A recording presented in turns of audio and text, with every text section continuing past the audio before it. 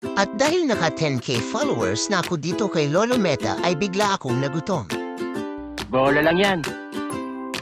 Kaya ayan nagluto ako ng adobong ribs ng baboy at yan din ang request ni Mrs. na ulamin.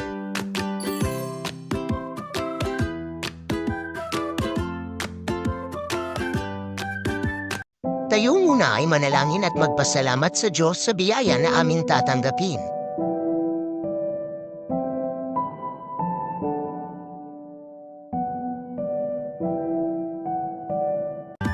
So, ayan wala nang patumpik kampa pa.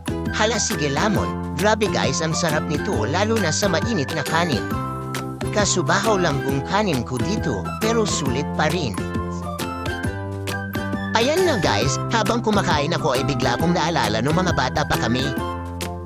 Pag ganito ang ulam mapakarneng baboy man yan o manok kailangan tag-iisang hiwa o slice lang kami tapos sa sabaw o sarsa na lang kami babawi.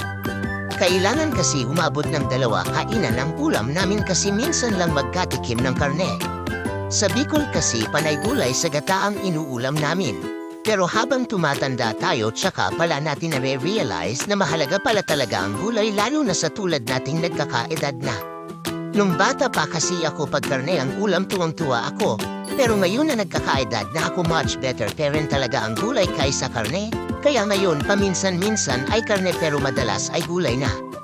Ay laka na kasi na pamasawa ko at ang mahilig siya sa gulay. So, paano ba yan guys hanggang dito na lang itong munting vlog ko.